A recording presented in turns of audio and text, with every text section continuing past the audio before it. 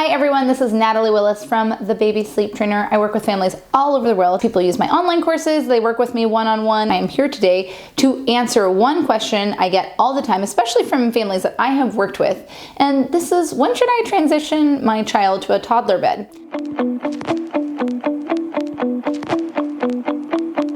I find that there are some families, I might be one of those parents that falls into this category, that is anxious for their children to hit milestones. It's not a good or bad thing. I don't know why I am the way that I am, but I find that like potty training or solid foods or sleeping through the night, transitioning to the toddler bed is something that families are really anxious for their kids to do. And I am always like, stop. You do not want them to go to a toddler bed. And they'll say, when should I make the crib to bed transition? And I'll be like, college, which is always a little joke. But really, you want to put it off as long as possible. Here is the reason why. Once you remove the constraint of the crib for your baby, it often and almost always introduces some level of chaos.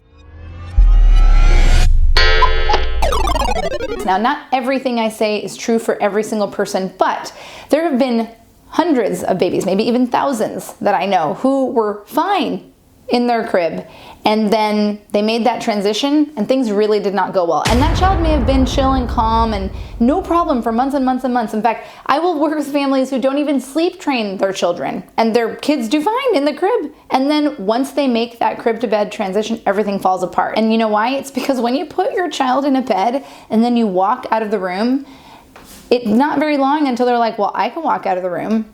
And then you're like, well, I'm gonna walk you back to bed, but I don't wanna be in bed. It's not always right all that bad at first, but usually it escalates. I get the same type of sleep audit all the time from families.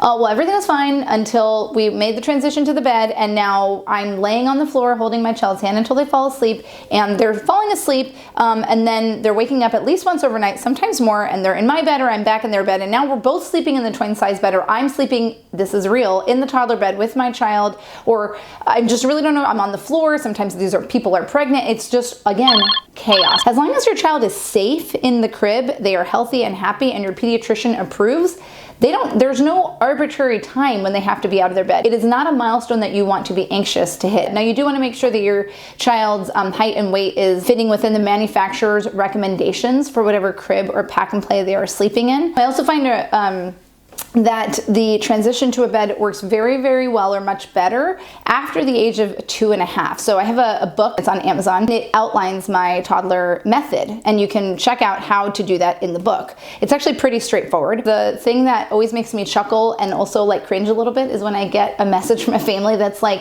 well, I'm having another baby, so I have to take my toddler out of their crib and give it to their sibling. So you don't actually have to give them the crib ever, because that crib's gonna most likely it's gonna turn into a bed, or you could give that crib to the baby and get your toddler another crib that turns into a bed, right? Like, you don't have to get them out of the crib just because you're having another baby. And sometimes I will offer to buy my clients a crib. I'm like, the IKEA sells cribs, they're usually not very expensive. Keep your child in a crib as long as they cannot climb out. Now, it is a very common occurrence that children, usually sometimes over the age of 17, 18 months and up, will climb out of their crib. If your child climbs out of their crib, it's game over, and you have to put them into a toddler bed. You either need to take the side of their crib off, or you need to get them a regular bed, or you need to put a mattress on the floor. And I am sorry to say that there is not really, in my opinion, a safe way to sleep train a child under the age of 2.5 years who is not in a crib. If they're not in a crib, you're gonna have to find some other way to help them go to sleep. It might be co-sleeping safely. It might be, helping them fall asleep at bedtime. It's a drag. I know, I'm a sleep coach. I'm the last person in the world who wants to tell you to help your kid fall asleep.